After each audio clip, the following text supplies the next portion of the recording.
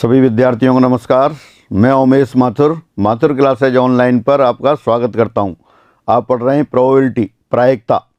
उसमें भी क्वेश्चन चल रहे थे, काफ़ी प्रॉब्लम्स हो गई हैं। कुछ और प्रॉब्लम लेते हैं। क्वेश्चन नंबर 36, नगर परिषद में 4 पुरुष व 6 स्त्रियाँ हैं। यदि एक समिति के लिए याद रक्षा एक सदस्य चुना गया है तो एक स्त्री के चुने जाने की संभावना है।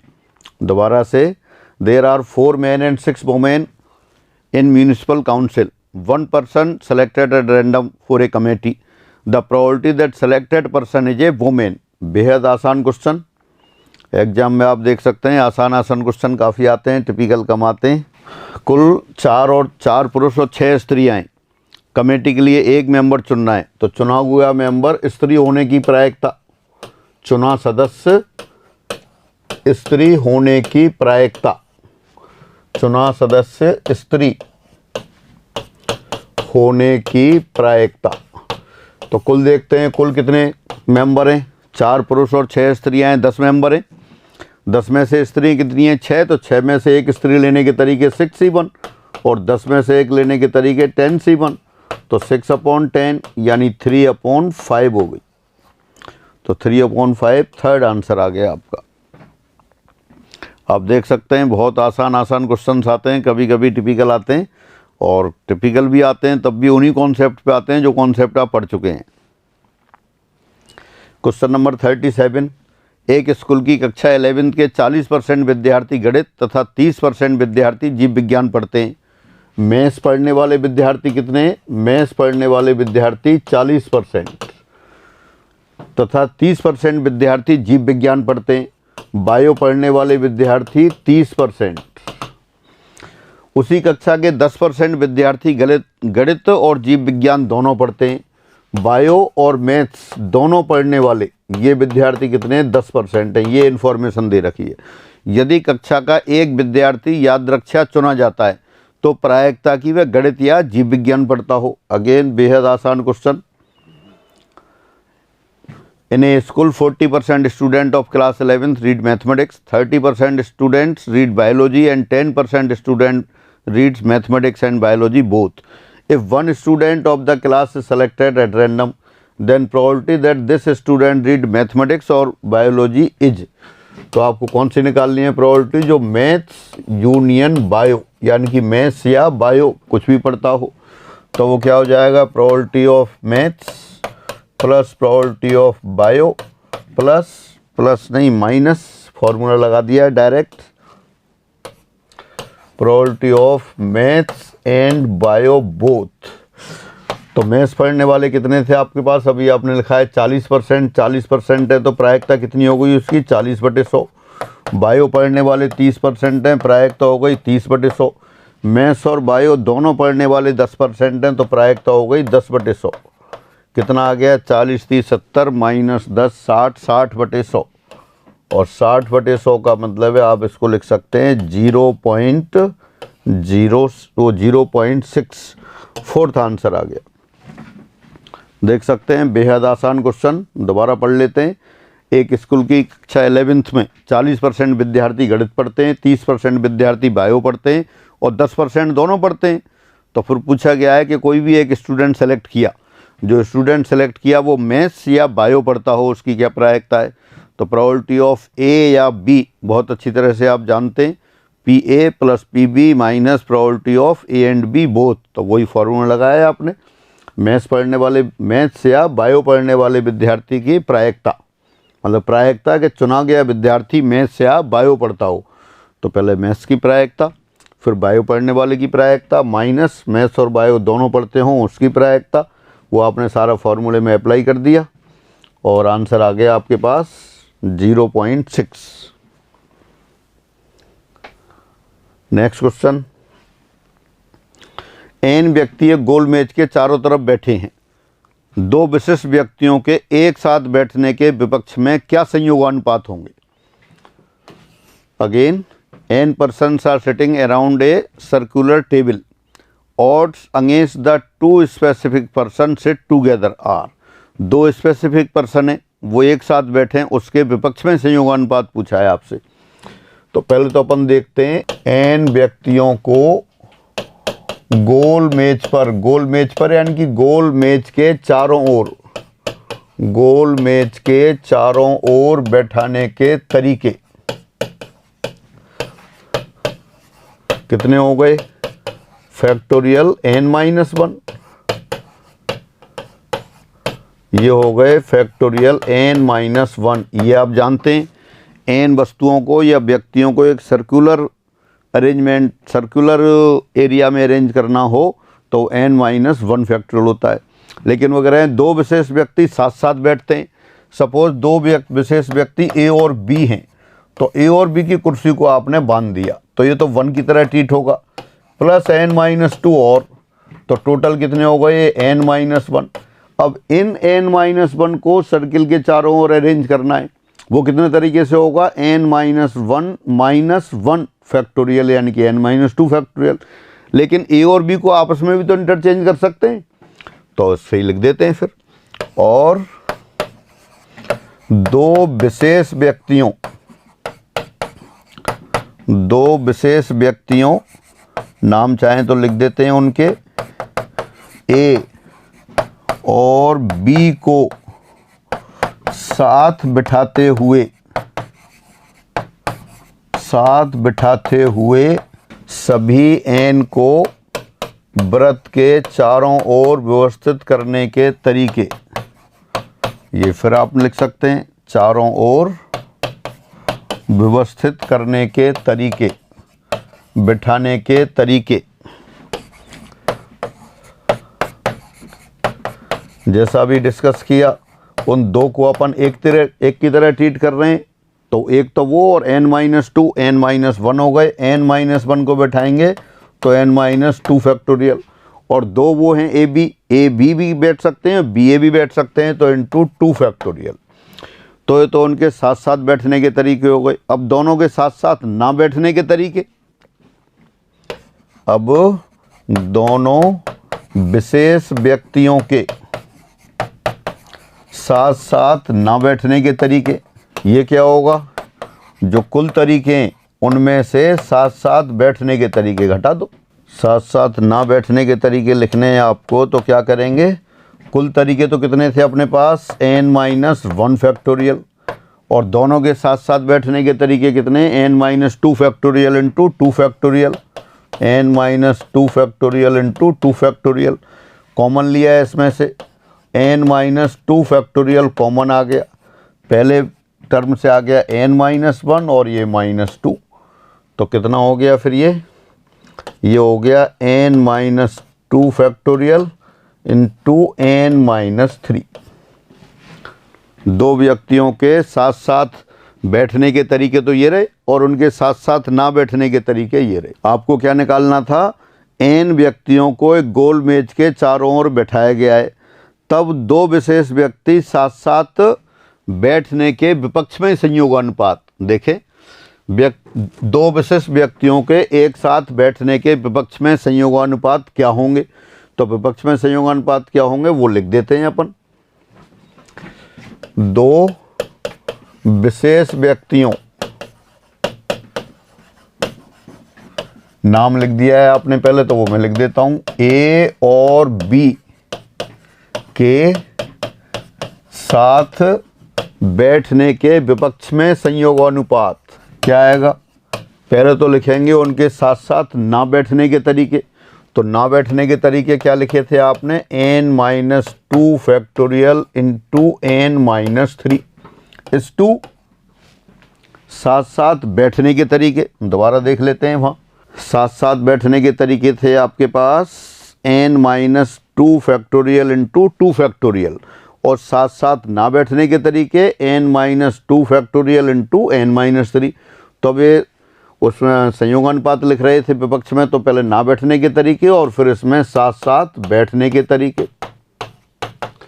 n-2 फैक्टोरियल कैंसिल हो गया, तो आ गया n-3:2। ये दोनों व्यक्तियों के साथ साथ बैठने के विपक्ष में संयोगानुपात आ गई। दोबारा से देख लें एक बार क्वेश्चन, क्या था क्वेश्चन? n व्यक्ति गोल मेज के चारों तरफ बैठे हैं, दो विशिष्ट व्यक्तियों के साथ साथ बैठने के विपक्ष में संयोगानुपात क्या होंगे। तो पहले आपने दो विशेष व्यक्तियों के साथ साथ बैठने के तरीके गिने और फिर उनके साथ साथ ना बैठने के तरीके गिने। जब विपक्ष में संयोगानुपात होता है तो साथ साथ ना आने के तरीके, इस टू साथ साथ आने के तरीके। इसको दोबारा भी कर सकते हैं दूसरी तरह से। दूसरी तरह से कैसे करेंगे देखें, अपन ऐसा करते हैं, प्रोबेबिलिटी निकाल लेते हैं। सेकंड मेथड में क्या करेंगे, अब बजाय इसको करने के अपन प्रोबेबिलिटी निकाल लेते हैं दो व्यक्तियों के साथ साथ बैठने के तरीके। प्रोबेबिलिटी n में से दो विशिष्ट व्यक्तियों को साथ बैठाते हुए वृत्त के चारों ओर बैठाने के तरीके या चारों ओर बैठाने की प्रायिकता निकाल रहे हैं अपन। तो तरीके तो आपने पहले देख लिया, अपन क्या कर रहे हैं, प्रायिकता ले रहे हैं। तो कुल तरीके तो अभी आपने देखे थे। कुल तरीके तो कितने थे, n-1 फैक्टोरियल। n व्यक्तियों को वृत्त के चारों ओर बैठाने के कुल तरीके कितने, n-1 फैक्टोरियल। और दो को साथ लेके बैठाने के तरीके क्या थे, वो n-2 फैक्टोरियल इंटू 2 फैक्टोरियल। अब यहाँ से कैंसिल हो गए, n-2 फैक्टोरियल कैंसिल कर देते हैं तो ऊपर तो आ गया 2 और नीचे आ गया n-1। तो इसको फिर दोबारा से कैसे लिख दें, इसको लिख दें 2 प्लस n-3। यानी जो अपन ने पढ़ा था कि यदि कोई घटना A m स्थितियों में घटती है और n स्थितियों में नहीं घटती, तब उस घटना के होने की प्रायिकता क्या थी, उस घटना के होने की प्रायिकता थी m/m + n। यानी कि m तो उस घटना के होने की स्थितियां थी और n ना होने की स्थितियां थी, तो कुल स्थितियां m + n हो गई थी। तो यहाँ दोनों के साथ साथ बैठने के तरीके की बैठने की प्रायिकता क्या आ गई, 2/2 + n-3। यानी कि होने की स्थितियां 2 और ना होने की स्थितियां n-3। तो इसका मतलब m के लिए तो 2 आ गया और n के लिए n-3। तो देयरफॉर दो विशिष्ट व्यक्तियों के साथ साथ बैठने की या एक साथ बैठने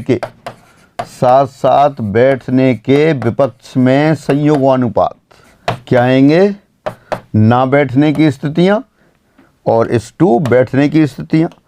तो ये कौन सा आ गया, वही आंसर आ गया जो पहले आया था। इसके साथ साथ आपने एक फॉर्मूला भी बना रखा था। फॉर्मूला क्या बना रखा था, यदि probability of happening of an event, if probability of happening of an event A is small p, यानी किसी घटना A के होने की प्रायिकता स्मॉल p हो, तब A के पक्ष में संयोगानुपात p/1 - p और A के विपक्ष में संयोगानुपात odds against the event, ये क्या बताया था, ये बताया था 1 - p/p। अब यहाँ देखें, यहाँ प्रायिकता कितनी है इस प्रश्न में स्मॉल p प्रायिकता, यानी कि दो विशेष व्यक्तियों के साथ साथ बैठने की प्रायिकता वो कितनी निकाली है आपने, 2/n-1। तो ये अपने पास क्या है, प्रायिकता 2/n-1 है। इसलिए घटना के विपक्ष में संयोगानुपात, घटना कौन सी, दो विशिष्ट व्यक्तियों के साथ साथ बैठने की घटना के विपक्ष में संयोगानुपात क्या आएगा, यही लिख देते हैं जो आपने अभी ऊपर फॉर्मूला लगाया है। क्या लिखें, 1 - p 1 - 2/n-1 is to p 2/n-1। n-1 cancel हो जाएंगे तो क्या हो गया, ये n-3 is to 2, ये संयोगानुपात हो गए। तो एक ही क्वेश्चन को आपने तीन तरीके से किया। क्या था क्वेश्चन, n विशेष व्यक्तियों को गोल मेज के चारों ओर बैठाना था। n विशेष व्यक्तियों को गोल मेज के चारों ओर बैठाना था, जबकि दो विशेष व्यक्ति साथ साथ बैठें, उसके विपक्ष में संयोगानुपात। पहले आपने सभी n व्यक्तियों को वृत्त के चारों ओर बैठाने के तरीकों की संख्या देखी। उसके बाद आपने दो व्यक्तियों को साथ साथ बैठाते हुए वृत्त के चारों ओर बैठाने की प्रायिकता निकाली। प्रायिकता आपके पास आ गई। प्रायिकता कैसे, जैसे प्रायिकता कुल संख्याएं आई थी तो उसको आपने लिखा m/m+n। m घटना के होने के तरीक़ों की संख्या और n घटना के ना होने के तरीक़ों की संख्या। तो उससे आपने फिर लिख लिया विपक्ष में संयोगानुपात n/m आ गया। और एक फिर प्रायिकता से निकाला, प्रोबेबिलिटी ऑफ a बराबर स्मॉल p है, तब विपक्ष में संयोगानुपात होते हैं 1 - p/p और पक्ष में संयोगानुपात होते हैं p/1 - p। तो इस तरह से आपने ये 3 तरह से विपक्ष में संयोगानुपात निकाले। अब आगे बढ़ते हैं। क्वेश्चन नंबर 39, यदि a और b दो घटनाएं हों कि pa बराबर 0.5, pb बराबर 0.6 तथा probability of a union b बराबर 0.8, तब प्रोबेबिलिटी ऑफ a/b का मान होगा। प्रोबेबिलिटी ऑफ a/b क्या होता है? Probability of a intersection b upon pb। आपके पास pa और pb तो है, probability of a intersection b नहीं है, तो पहले वो निकाल लेते हैं। Since probability of a union b ये गिवन है आपको, probability of a union b कितना है? 0.8। तो this implies pa plus pb minus probability of a intersection b, ये कितना आ गया? ये 0.8 आ गया। अब यहाँ pa की वैल्यू रख दें, pa कितना है? 0.5, pb कितना है? 0.6। pa इंटरसेक्शन b ये आपको कैलकुलेट करना है, ये बराबर हो गया 0.8। a इंटरसेक्शन b की प्रायिकता उधर शिफ्ट कर दी है, इधर ले आए, तो दिस इम्प्लाइज क्या आ गया? Probability of a intersection b बराबर ये आ जाएगा 0.3। अब आपको लेना है probability of a/b। Probability of a/b ये कितना होता है? Probability of a intersection b वो 0.3 हो गई अपॉन प्रोबेबिलिटी ऑफ b 0.6, तो 1/2 आ गया। तो ये 1/2 इसका आंसर आ गया। तो आप देख सकते हैं बेहद आसान क्वेश्चन, 1/2 ये आंसर आ गया। a और b के होने की घटनाएं दे रखी थी अलग अलग, a यूनियन b यानी कि a और b में से किसी कम से कम एक के होने की घटना दे रखी थी, उससे आपने probability of a intersection b calculate किया, फिर प्रोबेबिलिटी ऑफ a/b के फॉर्मूले में रख दिया। एक पासे को 2 बार फेंका जाता है, प्रत्येक बार 4 से बड़ा अंक आने की प्रायिकता है। A die is thrown 2 times, the probability of coming up a number more than 4 in each throw. 4 से बड़ा संख्या, 4 से बड़ा होने की प्रायिकता। 4 से बड़े कौन कौन से आएंगे जब पासे को फेंकेंगे? तो 5 या 6, 5 या 6 आने की प्रायिकता। ये 2/6 हो गई, यानी कि 1/3 आ गई।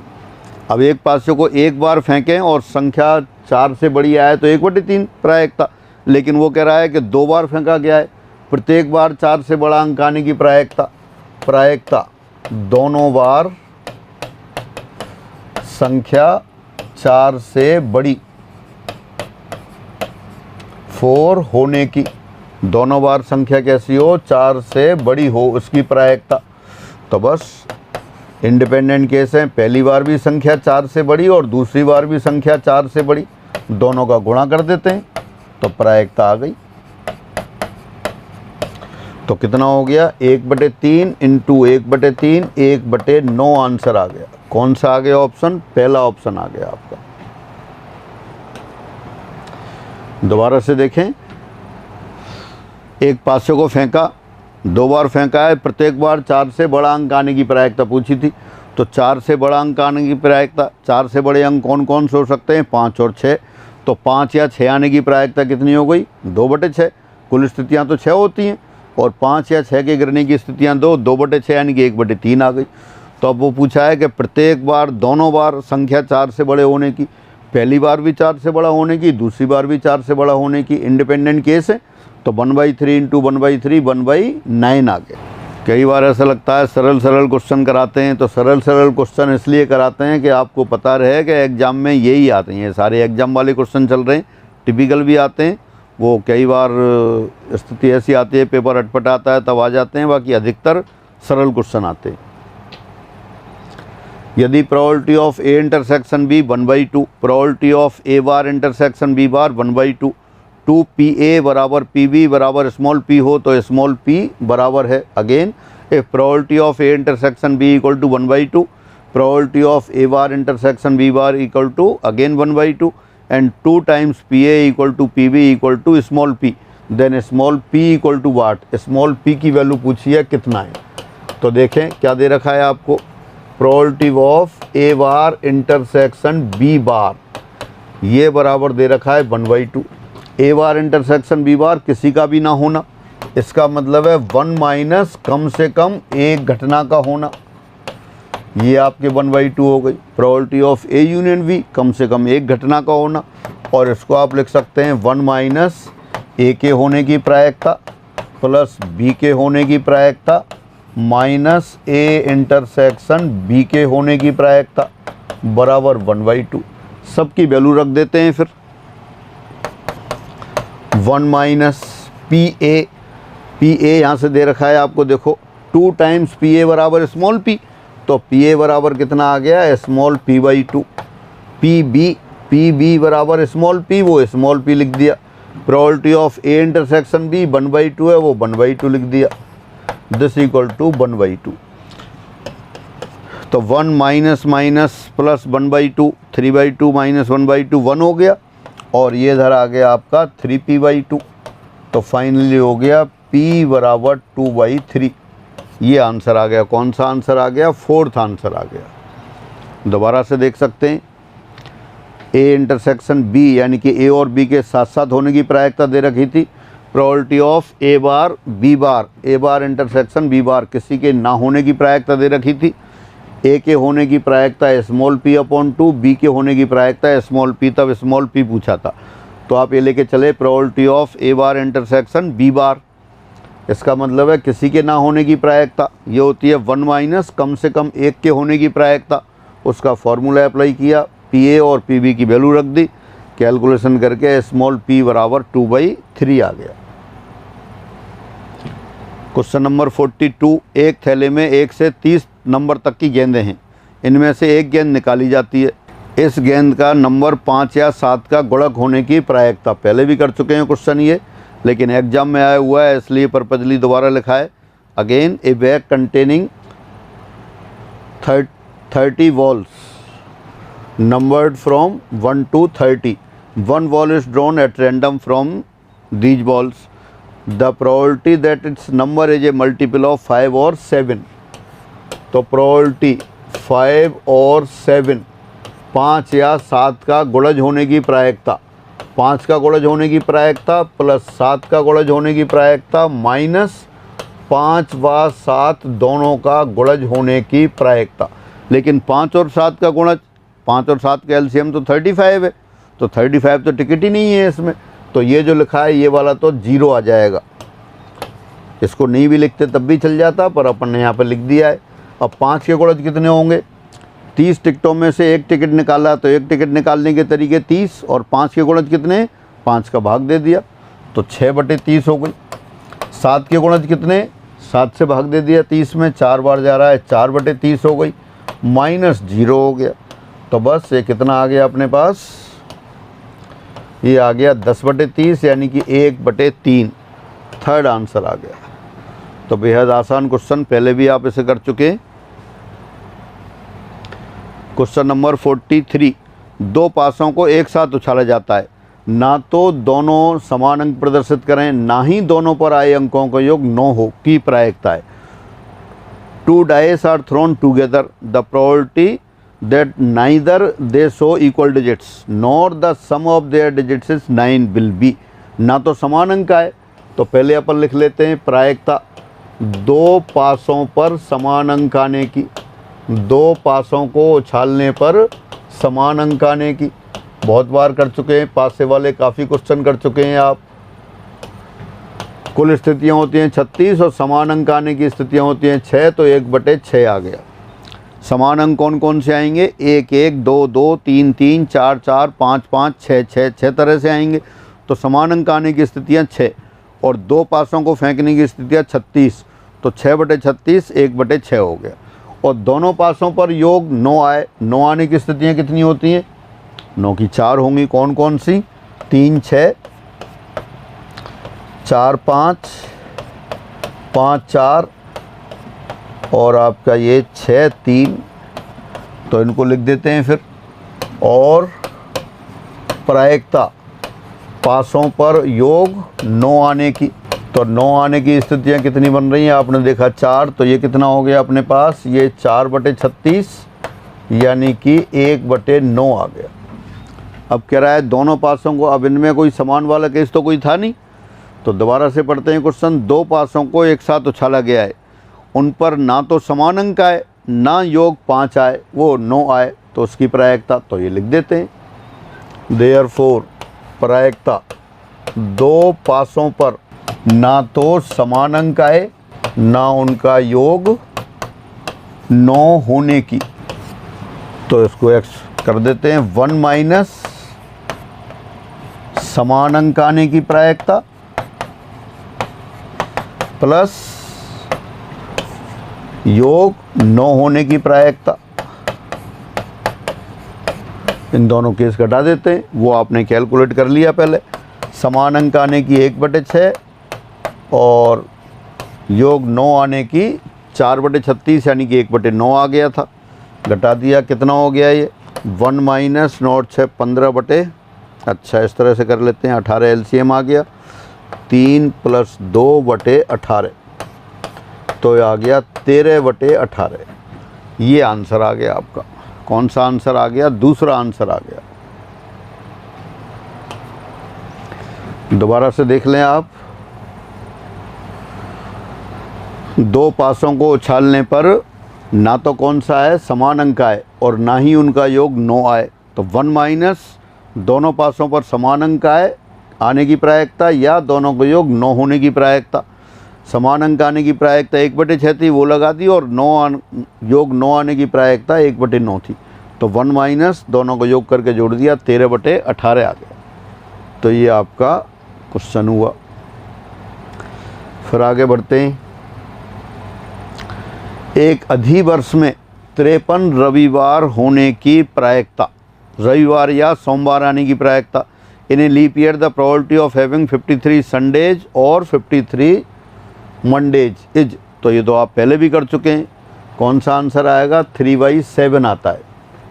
लेकिन यहाँ क्यों लिख दिया है दोबारा से? इसलिए क्योंकि आसान क्वेश्चन है और एग्जाम में आता रहता है, ये बताने के लिए अपन ने याद कर रखा है। लीप ईयर में 53 संडे या मंडे, 53 संडे या 53 Monday, 53 Tuesday, 53 Wednesday, 53 Thursday, 53 Friday, 53 Saturday, 53 Sunday, ये सब बराबर हैं। ये अपन ने पहले शुरू में जब पढ़ रहे थे तभी लिख दिया था। 53 कोई भी वार 53 हो, उनकी होने की प्रायिकता कितनी है? 2/7 है। सब की सब 2/7। कब? लीप ईयर में 53 सोमवार हों, 53 मंगलवार हों, 53 रविवार हों, 53 शनिवार हों, उनकी प्रायिकता 2/7। लेकिन यहाँ क्या था? रविवार या सोमवार होने की। आपने देखे थे 366 दिन होते हैं, 366 दिन में जब 7 से डिवाइड करते हैं 52 वीक बनते हैं और 2 बचे हुए दिन बनते हैं। तो 2 बचे हुए दिन में कोई भी दिन 2 बार आता है। 2 की 7 चॉइस बन रही थी तो 2 बार आता है, तो उसकी 2/7 ही हो गई थी। पहले अपन ने डिस्कस कर लिया है, शुरुआत वाले वीडियो आप देख सकते हैं। लेकिन यहाँ क्या थी? 53 मंडे, वो 53 रविवार या सोमवार, संडे और मंडे, तो उसके 3/7 होते हैं। जो बचे 2 दिन जो आते हैं उनमें वो अपन ने वो भी डिस्कस किया था, वो 3/7 प्रायिकता है उसकी, 3 बार आता है। बचे 2 दिन में एक बार मैं दोबारा बना दूं। बचे 2 दिन कौन कौन से होते हैं? बचे 2 दिनों की स्थितियां, ये अपने पास याद करने का क्वेश्चन है, लेकिन एक बार मैं दोबारा कर रहा हूं।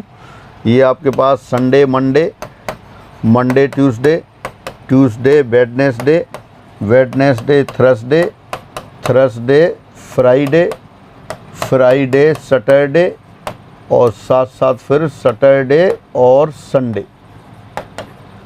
ये देखें कितने केस बन रहे हैं? 3 3 6 7 केस बन रहे हैं। 1 2 3 4 5 6 7। एक बार दोबारा लिख देता हूँ। रविवार सोमवार, सोमवार मंगलवार,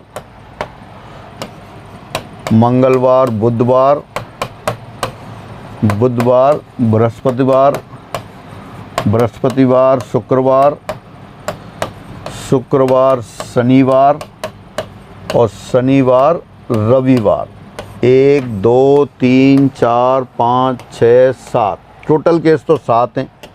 लेकिन आपका क्वेश्चन क्या कह रहा था कि रविवार या सोमवार होने की, तो रविवार सोमवार इसमें आ रहा है, इसमें आ रहा है और एक यहाँ रविवार आ रहा है। ये 3 आपके फेवरेबल केस है जो कोई अनुकूल स्थितियाँ हो गई। 53 रविवार या सोमवार होने की प्रायिकता। 366 दिन होते हैं लीप वर्ष में, 52 सप्ताह होते ही हैं, तो 52 बार तो सारे दिन आएंगे ही आएंगे। बचे हुए दो दिन उनमें अपना दिन आ जाएगा तो प्रायिकता वो 53 होने की हो जाएगी। तो बचे 2 दिनों की 7 स्थितियाँ हैं। 7 स्थितियों में रविवार या सोमवार आने की 3 स्थितियाँ हैं, तो अपनी प्रायिकता क्या हो गई? 3/7 हो गई। फिर आगे बढ़ते हैं। ए तथा बी क्रम से एक सिक्के को 2 बार उछालते हैं, 2 बार उछालते हैं। उनके द्वारा समान संख्या में चिताने की प्रायिकता है। Again A and B respectively toss a coin 2 times. There probability of getting same number of heads is. समान संख्या में चिताएं। पहले भी किए हैं इसी तरह के क्वेश्चन, फिर दोबारा देखते हैं। 2 सिक्कों को उछालने पर हेड हेड आ सकते हैं, हेड टेल आ सकते हैं, टेल हेड आ सकता है, टेल टेल आ सकता है। यानी कि 2 सिक्कों पर एक हेड आने की प्रायिकता, एक हेड आने की प्रायिकता कितनी है? 2/4। और 2 हेड आने की प्रायिकता कितनी है? 2 हेड आने की प्रायिकता 1/4 है। कुल 4 स्थितियाँ हैं। 2 हेड एक स्थिति में आ रहा है और 1 हेड 2 स्थितियों में आ रहे हैं। ये 1 हेड वाली स्थितियाँ हो गई, ये 2 हेड वाली स्थितियाँ हो गई, ये 0 हेड वाली स्थितियाँ हो गई। अब आपको क्या निकालना है? प्रायिकता ए और बी की उछालों में समान चिताने की, उछालों में समान चित आने की, समान चित आने की। या तो दोनों पे 1-1 हेड आए या दोनों पर 2-2 हेड आए। तो पहले आएगा probability of 1H by A into probability of 1H by B. दोनों के द्वारा 1-1 हेड आ जाए या दोनों के द्वारा 2 हेड आ जाए, या तो हेड हो जाएगा 2 head by A into probability of 2 head by B. A के तो पहले हाँ बी आएगा, 2 हेड बाई बी। तो देखें 1 हेड आने की प्रायिकता भी आपने देखी 2/4, यहाँ भी 2/4, और 2 हेड आने की प्रायिकता 1/4। तो ये 1/4, फिर ये 1/4, तो 4 और 1 ये 5/16 आ गई। ये आपका आंसर आ गया 5/16। बिल्कुल रूटीन क्वेश्चन तो ये चल रहा है आपका। फिर आगे बढ़ते हैं। 46 एक पासों का युग्म फेंका जाता है। यदि उनमें कम से कम एक 5 दिखाता हो तो उनके अंकों का योग 10 या अधिक आने की प्रायिकता। ये भी पहले कर चुके हैं, लेकिन फिर दोबारा से क्वेश्चन लिखा है वो एग्ज़ाम की वजह से, जिससे आपको पता रहे कि जो रूटीन क्वेश्चन आप करते जा रहे हैं वैसे क्वेश्चन एग्जाम में भी आते हैं।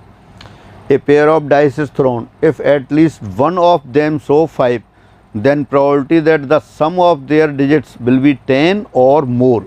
10 या 10 से अधिक आए तो उसका क्या होगा? सैंपल स्पेस यहाँ देखें, 2 पासों को फेंकने पर कम से कम 1 पर 5 आता हो तब सैंपल स्पेस में 11 स्थितियाँ होती हैं। आप देख चुके हैं पहले, मैं दोबारा बना देता हूँ। 5-1, 5-2, 5-3, 5-4, फिर 5-5, 5-6। ये पहले पासे पर 5 आने की स्थितियाँ थी। अब दूसरे पासे पर 5 आने की स्थितियाँ 1-5, 2-5, 3-5, 4-5, 5-5 पहले आ गया, 6-5। तो कुल कितनी स्थितियाँ हो गई? कुल 11 स्थितियाँ हो गई। अब वो कह रहा है इनमें से अंकों का योग 10 या 10 से अधिक आने की प्रायिकता। तो अंकों का योग 10 कब आएगा? जब 5-5 आ गया। 10 से ज़्यादा कब आएगा? जब 5-6 या 6-5 आ गया। तो कितनी प्रायिकता दिखाई देगी फिर? अनुकूल स्थितियाँ तो 3 हो गई और कुल स्थितियाँ 11 हो गई। तो देयरफॉर प्रायिकता अंकों का योग 10 या 10 से बड़ा होने की 3/11।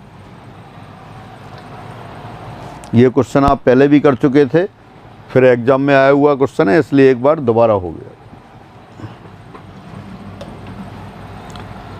वृत्त के भीतर स्थित कोई बिंदु वृत्त के केंद्र की तुलना में वृत्त की परिधि के निकट होने की प्रायिकता है। The probability that a point inside the circle is nearer to the circumference of the circle comparative from the centre of the circle is. Geometrical probability पे क्वेश्चन आ गया। ये सर्किल दे रखा है एक, मान लेते हैं सर्किल की रेडियस 2a है, यहाँ से यहाँ तक 2a। अब वो कह रहा है एक सर्किल के अंदर बिंदु सेलेक्ट किया गया, पॉइंट सेलेक्ट किया गया, वो सेंटर के कंपैरिजन में केंद्र की तुलना में परिधि के ज़्यादा पास हो। तो अब ए रेडियस वाला सर्किल और बना देते हैं, इसके अंदर आपने ए रेडियस वाला सर्किल बना दिया। अब अगर इस ए रेडियस वाले सर्किल के अंदर होगा पॉइंट, तब तो वो क्या होगा, केंद्र के पास हो जाएगा। आपको कौन सा चाहिए, वो केंद्र की तुलना में परिधि के पास हो। तो परिधि के पास कब होगा, परिधि के पास जब होगा जब वो छोटे वाले सर्किल से बाहर और बड़े सर्किल के अंदर आ जाए। यानी जो शेडेड पोर्शन है इसमें अगर ये पॉइंट आ गया तो वो परिधि के पास होगा से केंद्र की तुलना में। तो बस अपन ये छायांकित भाग है उसका क्षेत्रफल ले लेंगे और कुल वृत्त के क्षेत्रफल से डिवाइड कर देंगे। दोबारा से एक वृत्त दे रखा है, वृत्त के अंदर एक पॉइंट सेलेक्ट किया और आपसे पूछा गया है क्या प्रायिकता है कि वो बिंदु केंद्र की तुलना में परिधि के पास हो। तो आपने क्या किया, 2a त्रिज्या का वृत्त बना लिया। तो बड़े वृत्त का क्षेत्रफल कितना हो गया, बड़े वृत्त का क्षेत्रफल आप जानते हैं पाई आर स्क्वायर होता है। तो हो गया आपके पास pi into 2a whole square यानी कि 4 पाई हो गया। और छोटे वृत्त का क्षेत्रफल, छोटे वृत्त का क्षेत्रफल, छोटे वृत्त की त्रिज्या कितनी है, a है, तो हो गया पाई इंटू a स्क्वायर आ गया, 4 pi a square. 2a whole square 4a square आएगा तो 4 पाई a स्क्वायर आ गया, यहाँ पाई a स्क्वायर आ गया। आपसे क्या पूछा है कि चुना गया बिंदु परिधि के निकट होने की, किसकी तुलना में, केंद्र की तुलना में। तो अगर छायांकित भाग में होगा तो आ जाएगा। अगर वो छायांकित भाग में बिंदु होगा तो केंद्र की तुलना में परिधि के पास होगा। तो आपको यही प्रायिकता निकालनी है। तो उसके लिए क्या करें अपन, छायांकित भाग का क्षेत्रफल अपॉन पूरे वृत्त का क्षेत्रफल लिख देते हैं, आंसर आ जाएगा। प्रायिकता, वृत्त के अंदर चुने गए बिंदु के केंद्र की तुलना में परिधि के पास होने की या परिसीमा के पास होने की, परिसीमा के पास होने की, नज़दीक होने की, निकट होने की। तो क्या आएगा इसका, छायांकित भाग का क्षेत्रफल बटे बड़े वृत्त का क्षेत्रफल। और छायांकित भाग का क्षेत्रफल कितना आएगा, बड़े वृत्त के क्षेत्रफल में से छोटे वृत्त का क्षेत्रफल घटा देते हैं, यानी 4 pi a square minus pi a square upon 4 pi a square, यानी कि ये फिर 3/4 आ गया। दोबारा देख लें क्वेश्चन ये था, एक वृत्त के भीतर स्थित कोई बिंदु वृत्त के केंद्र की तुलना में उसके परिधि के निकट होने की, परिसीमा के निकट होने की प्रायिकता ज्ञात करो। तो आपने 2a रेडियस वाला एक सर्किल ले लिया, 2a रेडियस वाला सर्किल लिया, उसके अंदर एक सर्किल और लिया जिसका केंद्र समान है, उसकी रेडियस a है। अब कोई बिंदु सेलेक्ट करें तो सीधी सी बात है वो बिंदु केंद्र की तुलना में परिधि के निकट कब होगा, जब वो ये छोटे वाले सर्किल के बाहर और बड़े वाले सर्किल के अंदर हो। सर्किल के अंदर तो होना ही चाहिए, तो इसका मतलब वो छायांकित भाग में होना चाहिए जो ये बना दिया है। तो छायांकित भाग का क्षेत्रफल बटे बड़े वृत्त का क्षेत्रफल, ये प्रायिकता आ जाएगी। तो आपने छायांकित भाग का क्षेत्रफल कैसे निकाला, बड़े वृत्त के क्षेत्रफल में से छोटे वृत्त का क्षेत्रफल घटा दिया और नीचे बड़े वृत्त का क्षेत्रफल लिख दिया, तो वो 3/4 आ गया। ज्योमेट्रिकल प्रोबेबिलिटी पे भी क्वेश्चन आने लग गए हैं। अब ये फर्स्ट ग्रेड 2014 का है, स्टेट में भी आए हुए हैं और भी एग्ज़ाम में आए हुए हैं, तो इनको भी आप ध्यान देंगे। फिर आगे बढ़ते हैं। 6 पृष्ठों वाले 3 पासे एक साथ उछाले जाते हैं, 3 संख्याओं में से ठीक 2 के समान होने की प्रायिकता है। Again 3 6 fair dice are tossed together, then the probability that exactly 2 of the 3 numbers are same is। 3 पासे उछाले, 3 पासों पर जो अंक आएंगे कितने तरीके से आएंगे, 6 गुणा 6 गुणा 6। तो पहले तो ये लिख देते हैं, 3 पासों को उछालने के कुल तरीके वो कितने हो गए, 6 गुणा 6 गुणा 6, यानी कि 216 हो गए। उनको आपने ऐसे लिख दिया। अब देखना है कि 3 पासों में से 2 पर जो आने वाला अंक समान आए, वो यहाँ लिखते हैं। 3 पासों में से 2 पर समान अंक आने की स्थितियाँ, तो वो स्थितियाँ चेक करते हैं अपन। आप देखिए, अगर अंक आते हैं जैसे 112, 113, 114, 115, 116, अगर 11 2 बार आता है तो कितनी स्थितियाँ हो गई, 5 स्थितियाँ हो गई 1 की आने की। लेकिन 1 ही क्यों, 2 भी तो आ सकता है, 2 2, 3 3, 4 4, 5 5, 6 6, तो इंटू 6 और हो गई। अब ये जो 121 लिखा है, 112 लिखा है, इसको आप 121 लिख सकते हैं, 211 लिख सकते हैं, यानी कि हर स्थिति को 3 तरह से लिख सकते हैं, इंटू 3 और हो गया। दोबारा से देखें, पहले आपने 1 को लेके लिखा, इसी तरह से फिर 2 को लेके भी लिख सकते थे, 2 2 1, 2 2 3, 2 2 4, 2 2 5, 2 2 6। हर अंक 5 बार, मतलब 5 स्थितियाँ होंगी हर अंक के 2 बार आने की। फिर तीसरा तो 3 बार हो जाता, 3 बार नहीं लेना है। तो पहले आपने देखा एक के लिए 1 1 5, 1 1 मतलब 2 बार डबल आएगा तो 5 स्थितियों में, 2 2 भी 5 स्थितियों में, 3 3 भी 5 स्थितियों में, 4 4 भी 5 स्थितियों में, 5 5 भी 5 स्थितियों में, 6 6 भी 5 स्थितियों में। तो कुल कितनी स्थिति हो गई, 5 गुणा 6। लेकिन हर स्थिति को 3 तरह से और अरेंज कर सकते हैं। 112 को क्या लिखा, 121 211, 113 को क्या लिखेंगे, 131 311। तो हर स्थिति को आप 3 बार और कर सकते हैं। तो 3 पासों को उछालने पर 2 पासों को समान आने की स्थितियाँ, 2 पासों पर समान अंक आने की स्थितियाँ कितनी हो गई, 5 गुणा 6 गुणा 3। तो बस इससे ही प्रायिकता लिख देते हैं। प्रायिकता 3 पासों में से 2 पर समान अंक आने की स्थितियाँ या आने की प्रायिकता। तो पहले तो कुल स्थितियाँ लिख दी, नीचे 6 गुणा 6 गुणा 6, और फिर उनकी अनुकूल स्थितियाँ लिख दी, 5 गुणा 6 गुणा 3। कितना हो गया, 1 6 कैंसिल हो गया और 1 3 से कैंसिल हो गया, तो ये 5/12 आ गया। अच्छा क्वेश्चन है। तो आंसर 5/12 सेकंड आंसर आ गया आपका। ये दोबारा से देख सकते हैं, 6 पृष्ठों वाले 3 पासे एक साथ उछाले जाते हैं। 3 संख्याओं में से ठीक 2 के समान होने की प्रायिकता है। तो तीनों को उछालने के तरीके आपने देखे, 6 गुणा 6 गुणा 6। अब 3 पासों में से 2 पर समान अंक आने की स्थितियाँ कैलकुलेट कर रहे थे। पहले आपने देखा कि 2 पासों पर 1 1 1 1 आ जाए, तो इसकी कितनी स्थितियाँ हैं, 5 स्थितियाँ हैं। कैसे 5 स्थितियाँ, 1 1 के साथ 2 आ जाए, 1 1 3, 1 1 4, 1 1 5, 1 1 6। 1 1 के साथ 5 स्थितियाँ हुई, इसी तरह से 2 के साथ 5 स्थितियाँ होंगी, 3 के साथ, हर अंक के साथ 5 स्थितियाँ होंगी, तो 5 गुणा 6 कर दिया। और हर स्थिति को 3 प्रकार से और अरेंज कर सकते हैं आप। 112 कैसे आ सकता है, 112, 121, 211, तो इंटू 3 और कर दिया। यानी 3 पासों को उछालने पर 2 पासों पर समान अंक आने की स्थितियाँ 5 गुणा 6 गुणा 3। तो इसलिए 3 पासों को फेंकने पर 2 पर समान अंक आने की प्रायिकता। उनकी अनुकूल स्थितियाँ, कुल स्थितियाँ कैलकुलेट कर लिया, बेहद आसान कैलकुलेशन, 5/12 आंसर आ गया।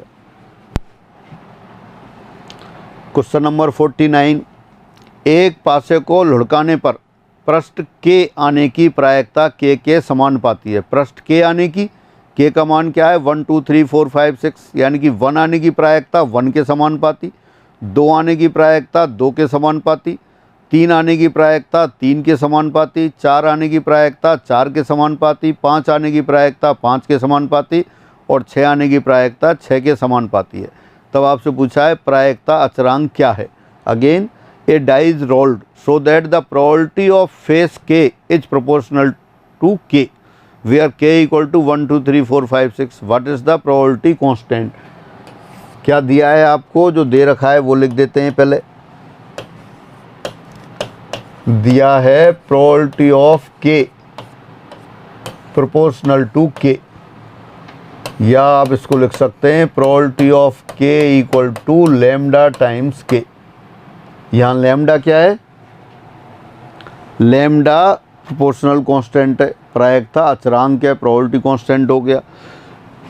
सिंस अब 1 जब पासियों को फेंकेंगे तो क्या आएगा, 1 2 3 4 5 6 कुछ भी आ सकता है। प्रत्येक अंक का आना परस्पर अपवर्जी और ये एग्जॉस्टिव भी है, इनके अलावा तो और कुछ आएगा नहीं। या तो 1 आएगा या 2 आएगा या 3 आएगा या 4 आएगा या 5 आएगा या 6 आएगा, इनके अलावा कुछ नहीं आएगा। यानी सभी जो अंक अपन ने गिने 1 से लेकर 6 तक, सभी का आना परस्पर अपवर्जी भी है और परिपूर्ण भी है, एग्जॉस्टिव केसेज भी हैं और म्यूचुअली एक्सक्लूसिव भी हैं।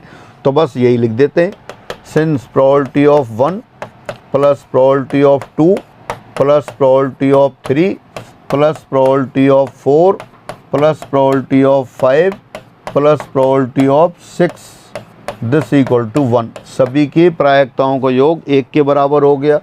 अब रख देते हैं P1, पी के कितना है, लैम्डा इंटू के, तो P1 कितना हो गया, लैम्डा इंटू 1। यहाँ रख देते हैं lambda into 1 plus lambda into 2 plus lambda into 3 plus lambda into 4 plus lambda into 5 plus lambda into 6 बराबर 1। फिर आपने लैम्डा कॉमन ले लिया, 1 plus 2 plus 3 plus 4 plus 5 plus 6 बराबर 1, यानी कि लैम्डा बराबर 1/21। तो ये प्रोबेबिलिटी कांस्टेंट हो गया।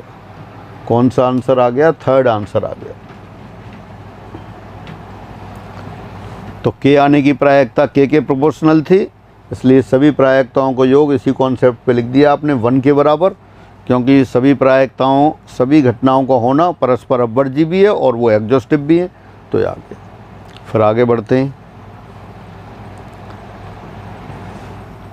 क्वेश्चन 50, x 75% मामलों में और y 80% मामलों में सच बोलते हैं। किसी समान तथ्य को बताते समय प्रायिकता क्या होगी कि दोनों एक दूसरे का विरोधाभास करें। Again x speaks truth in 75% cases, y is 85% cases. What is the probability that they contradict each other in stating the same fact. एक फैक्ट को बताते समय वो एक दूसरे का विरोध करें, उसकी क्या प्रायिकता है। तो देखो दे क्या रखा है, पहले देख लेते हैं। दिया है प्रायिकता x के द्वारा सच बोलने की 75/100, यानी इसको लिख दिया 3/4। और y के द्वारा सच बोलने की, y के द्वारा सच बोलने की प्रायिकता दे रखी है 80%, यानी कि 80/100, यानी कि 4/5। अब सच बोलने की प्रायिकता दे रखी है तो उससे झूठ बोलने की प्रायिकता भी निकाल सकते हैं। तो देयरफॉर प्रोबेबिलिटी ऑफ x बार, यानी कि x के द्वारा सच ना बोलने की 1 - x के द्वारा सच बोलने की प्रायिकता 1/4। इसी तरह से प्रायिकता y के द्वारा सच ना बोलने की 1 - 4/5 1/5। अब क्वेश्चन क्या है, क्वेश्चन कह रहा है कि किसी भी स्टेटमेंट पर वो दोनों बोलते हैं तो दोनों एक दूसरे का विरोध करें, एक दूसरे का विरोध करने की प्रायिकता क्या होगी। प्रोबेबिलिटी किसी कथन पर x और y के परस्पर विरोधी होने की। अब विरोध कैसे करेंगे, एक अगर सही बोलेगा तो दूसरा झूठ बोलेगा। तो कौन कौन से केस हो सकते हैं, यानी कि x सही बोलता हो y झूठ बोलता हो, या x झूठ बोलता हो y सही बोलता हो, यही केस होंगे। दोनों को ऐड कर दिया, फिर probability of x y bar plus probability of x bar into y। एक का झूठ बोलना और दूसरे का झूठ बोलना या ना बोलना या सही बोलना इंडिपेंडेंट है, तो इसलिए इनका फिर प्रोडक्ट कर देते हैं। Probability of x into probability of y bar plus probability of x bar into probability of y. X के सही बोलने की कितनी थी प्रायिकता? 3/4। तो प्रोबेबिलिटी ऑफ एक्स क्या लिख देते हैं अपन? 3/4 लिख देंगे। वाई के सही बोलने की प्रायिकता 4/5, तो झूठ बोलने की प्रायिकता 1/5 हो गई। फिर एक्स के झूठ बोलने की प्रायिकता 1/4 और वाई के सही बोलने की प्रायिकता 4/5, यानी कि 7/20 हो गई। एक बार दोबारा देख लेते हैं क्वेश्चन आप। एक्स 75% मामलों में और वाई 80% मामलों में सच बोलते हैं। किसी समान तथ्य को बताते समय प्रायिकता क्या होगी कि दोनों एक दूसरे का विरोध करें? दोनों एक दूसरे का विरोध करें, यानी विरोध कैसे करेंगे? एक्स अगर सही बोलेगा तो वाई झूठ बोलेगा, एक्स झूठ बोलेगा तो वाई सही बोलेगा। तो यही अप्रोच लगा के आपने ये सॉल्व कर ली। और probability of x by bar, x का सही बोलना या ना बोलना वाई के सही बोलने या ना बोलने पर निर्भर नहीं है, तो इसलिए दोनों को गुणा कर दिया। तो फाइनली क्या आ गया? एक दूसरे के विरोध करने की प्रायिकता P X into P Y bar plus P X bar into P Y bar, सबकी वैल्यू रख दी, कैलकुलेट किया, 7/20 आ गया। तो इस प्रकार ये प्रोबेबिलिटी पर एग्जाम वाले क्वेश्चंस कर रहे हैं। आज भी काफ़ी क्वेश्चंस हो गए, अभी क्वेश्चंस और बचे हैं, फिर अगली क्लासों में लेते हैं। आज की क्लास में इतना ही रखते हैं। सभी को नमस्कार।